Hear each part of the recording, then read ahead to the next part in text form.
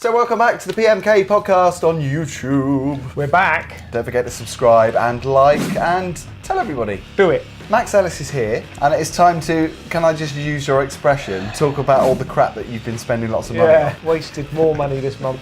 But it's not crap though, is it? Oh no, it really hurt my nipple. I clipped the microphone onto my nipple for fun. Don't do that, listeners. Don't try that at home. You suggested another place to put it and I won't go into that. Anyway, so we had record store day, which we we both missed it for various reasons. I was doing something else. I was working, and then the next day I just thought, I'm going to go down there. I rang them up and said, "Are you open?" I said, "Yeah, we're open at 8 the next morning."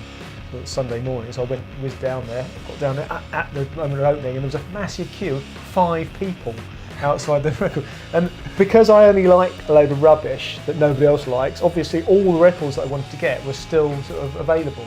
I like some of your music. Yeah, you do, some of it. Yeah. But I wouldn't want you to like all of it, as you know. No, as Katherine. it has to be unique. So this is some of the gems I managed to pick up. This is really just, I love coloured vinyl and picture discs. There was the Pucifer remix. We talked about Pucifer last edition. In blood red. Check back in blood red. Picture disc monkey picture disc. Now I'm going to be slightly pervy because when I see stuff like this, I automatically want to smell it. Smell it. Does that make me? See, that doesn't actually smell. Is it supposed to smell? I know. Maybe it's the PVC sleeves that smell more than. I like that paddling pool smell. Do you know what I mean? I love that. I love that petrol. Petrol. I like to drink petrol. Starter. Drinking petrol is more fun than smelling it though. I think it is the PVC that I love to smell. PVC. Big lover of Pervy Phil and his PVC. Then the rudest picture and thing in the shop that was out on full display with all the kids. Gulliver picked it up because I went with Gulliver because it was his first record store day. What's rude about that? What's rude about that, Phil? Oh! Yeah. Believe For my innocent eyes. If I put my finger there, that'll give you There's an a idea. reason why you're doing that, yeah. So I sort of go to it, I want that one, I want that one. Go, oh my God! It was like, and it was back in the day when everything got banned. It's quite funny that nowadays you can have, quite frankly, the most disgusting cover. Yeah. And the whole thing's fairly disgusting. I mean, just disgusting because it's green. He's an alien.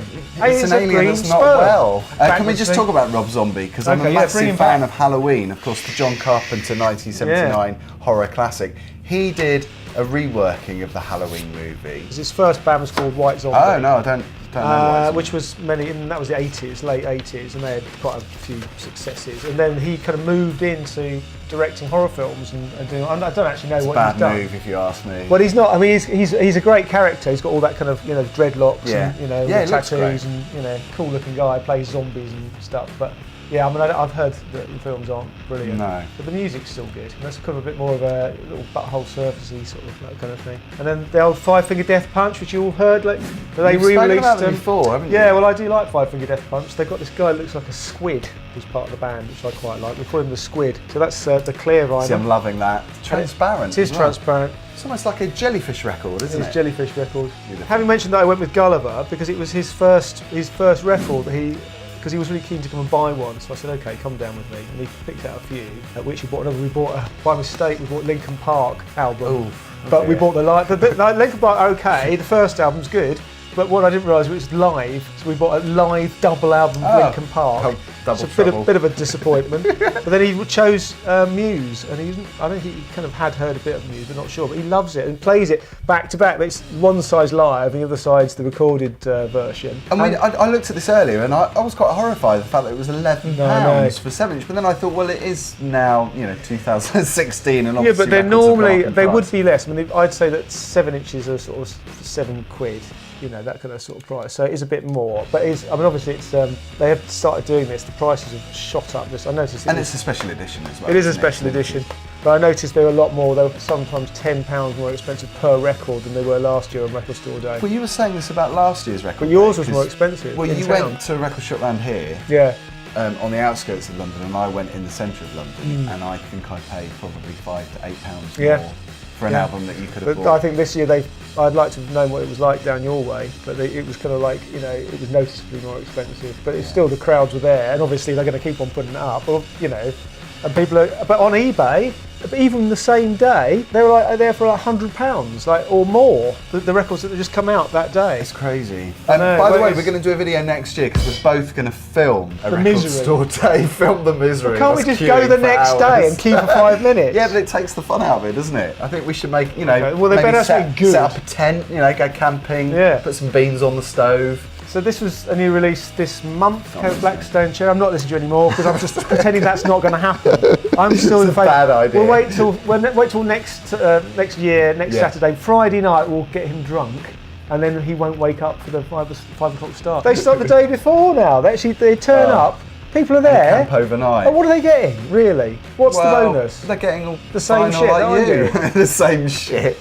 This wasn't Record Store Day, but this is the new Blackstone Cherry album which came out this month, which is very good. I can recommend this. I like the cover. That's. But it comes with a nice slip mat as well, matching slip mat for your turntable. Is that an illustration? Or is that a photograph? That's a photo. It's been retouched. It looks a bit Evil Dead, doesn't it? It's like the cabin in the woods. Nice bit of type as well, and then it's got coloured vinyl. Nice. Silver vinyl. Pre-release silver vinyl. That's meant to be silver. That's grey. I know it is grey, isn't it? Oh no, I suppose that is sort of qualified. Sorry, I'm just being very anal. Well, no, I want it sparkly. I want a bit of sheen in there. By the way, all these tracks that you're mentioning are going to be on the PMK playlist. Max's mixtape. Another one, and a classic album, some of the songs, which I had on like a greatest hits ones, but I hadn't had the. This isn't coloured vinyl, but it's a new release, a lovely, beautiful, heavy vinyl of Lynyrd Skynyrd's first album, and it makes such a difference. I mean, it's amazing when you pick up an old record that you bought when you were a kid, and it's almost bends. It's almost like flexi disc. Yeah, they're so thin with no lump on the outside to stop you from dropping it off the edge of the record. And it comes to the Driving Miss Diva tune, which I referred to before. Surgical meth machine. Easy for him to say.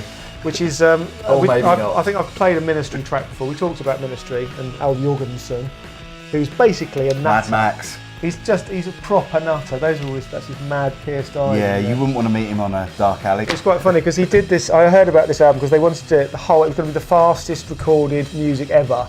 So it's basically just a blur of drums. It's not actually. It is good. It's worth having.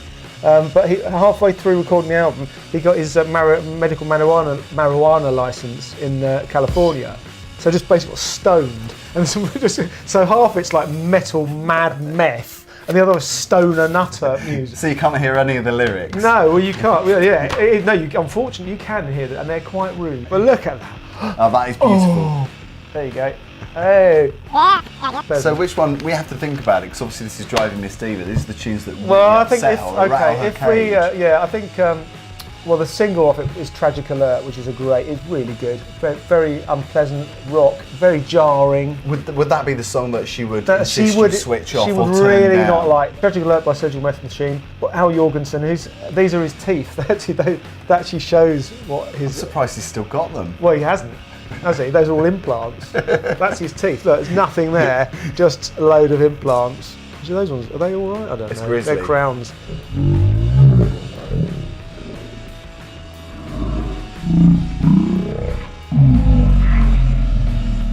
Because he said my teeth just all went black and fell out because of all the meth. Lovely. Crystal meth made his teeth drop out. There's a lesson for the kids. Yeah, kids, don't do it unless you're Daddy Al Jorgensen. You're nasty, grumpy Uncle Al. So you're going to link to that video. And if you want to hear the songs, you can go to our Mixcloud page and hear Max's mixtape, which is in the show notes in the description below. That'll be the good one. Subscribe and like our videos. Do it.